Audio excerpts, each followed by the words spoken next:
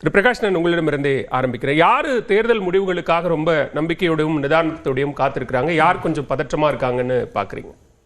நம்பிக்கையோடையும் நிதானத்தோடையும் காத்திருக்கிறது வந்து ஸ்டாலின் 1, விஜய் 2.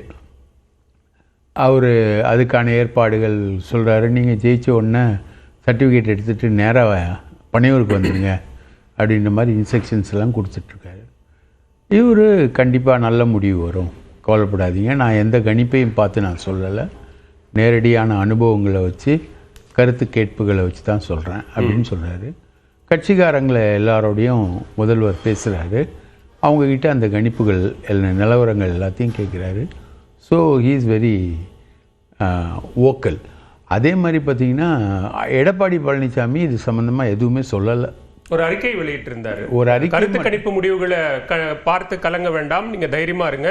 எப்பவுமே அதிமுக பொறுத்த வரைக்கும் கடந்த காலங்களில் கருத்து கணிப்பு முடிவுகளில் ஒன்னா வரும்போது அதிமுக வெற்றி பெற்றிருக்கிறது அப்படின்னு 2 தேர்தல் உதாரணம் சொல்லி ஒரு நம்பிக்கையை தொண்டர்களுக்கு கொடுத்தார் அறிக்கை. அவர் வந்து 2016 தேர்தலில் 11ஐயும் 16ஐயும் ஒப்பிட்டு சொன்னார். 16 என்ன நடந்ததுன்னா,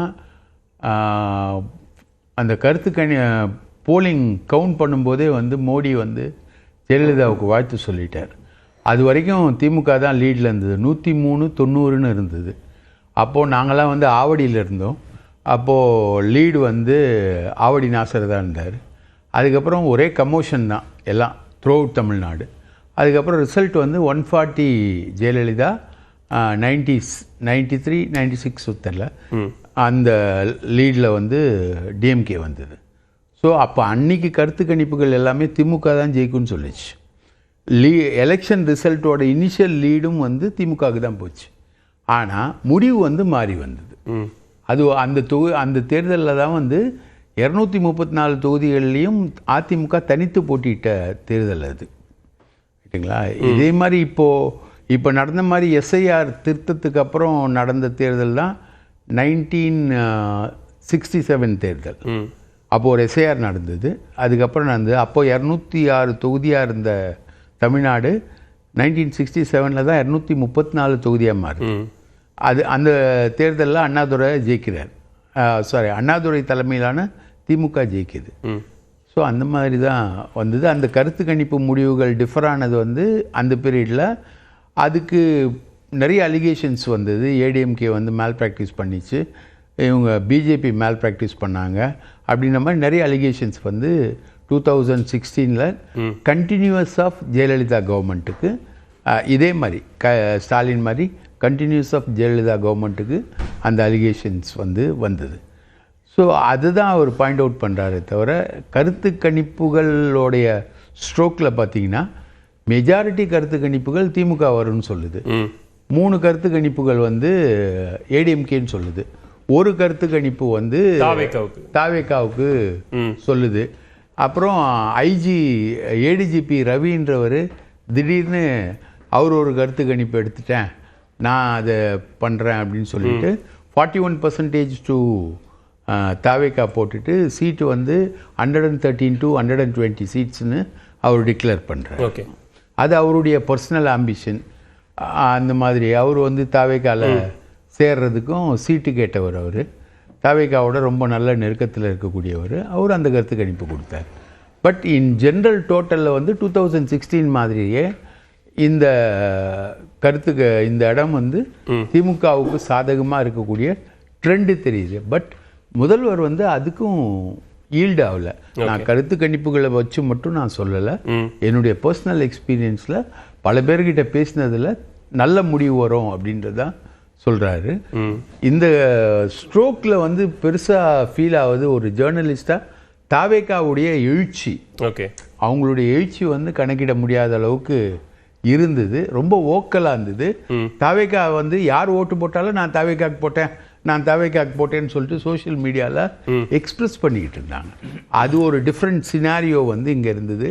சென்னை, காஞ்சிபுரம், செங்கல்பட்டு இந்த மாதிரி ஏரியாக்கள்லையும், திருநெல்வேலி, தூத்துக்குடி அந்த சவுத்தோட அந்த கார்னர்லேயும் இந்த எக்ஸ்பிரஷன்ஸ் வந்து அதிகமாக இருந்தது. ஓகே, அது ரிசல்ட்டில் ரிஃப்ளெக்ட் ஆகும், எந்த அளவுக்கு ரிஃப்ளெக்ட் ஆகும் அப்படின்னு கண்டிப்பாக எதிர்பார்க்கலாம். ரிசல்ட்டில் கம்ப்ளீட்டாக இது இவங்க கருத்து கணிப்புகளில் என்ன பண்ணுறாங்க, இவங்க வந்து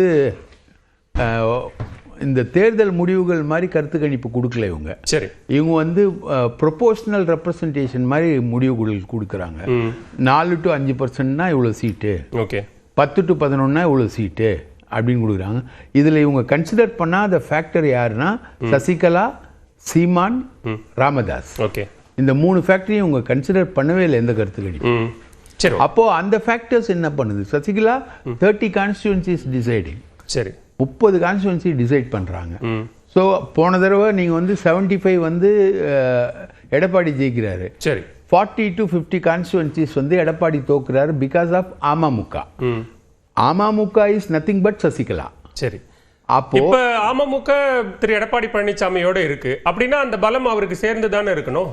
அமமுக இருக்கலாம். அமமுக வந்து ஒரு நம்பர் பிளேட்டு இல்லை போர்டுன்னு வச்சுக்கிட்டா உண்மையான கார் வந்து சசிகலா. சசிகலாவுடைய கடந்த முறை ஒரு 20 தொகுதிகளில் அதிமுகவினுடைய தோல்வியை பாதிக்கிற அளவுக்கான வாக்குகளை அமமுக பெற்றிருந்ததுங்கிறத நம்ம நம்பராவே பார்த்தோம். With the backing of Sasikala. Sasikala அதுக்கு பின்னாடி இருந்தாங்க. சசிகலா எப்பவுமே எடப்பாடியோட அனைத்து தோல்விகளுக்கு பின்னாலேயும் சசிகலா இருக்காங்க. சரி, நான் வரேன், பேசுவோம். அனைத்து தோல்விகளுக்கு பின்னாடியும் சசிகலா இருக்காங்க.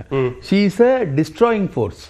அதுல வந்து நமக்கு மாற்று கருத்தே கிடையாது. Both in delta as well as in எந்த இடத்துல நேரடியாகவோ மறைமுகமாகவோ திரு டிடிவி தினகரனை சசிகலா அரசியல் ரீதியாக ஆதரித்தார், அமமுகவை ஆதரித்தார்.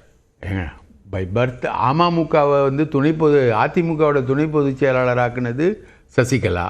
தினகரன் தான் வந்து எல்லான்னு சொல்லிட்டு போனது சசிகலா.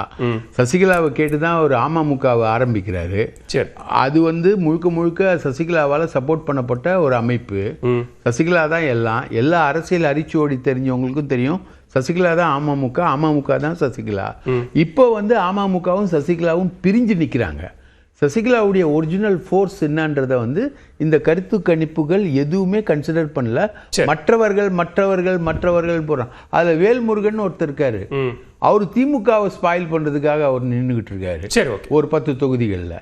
ஸோ இந்த விஷயங்கள் எதுவுமே கருத்து கணிப்புல டெலிபரேட் ஆகல அப்படின்றத நான் முதற்கட்ட கருத்தை எடுத்துக்கிறேன். பேசலாம். திரு பொன்வில்சன், இங்க தேர்தல் முடிவுகளுக்காக யார் நம்பிக்கையோட காத்திருக்கிறாங்க? யாருக்கு குழப்பம் இருக்கு, யாருக்கு பதற்றம் இருக்கு, எப்படி பார்க்குறீங்க?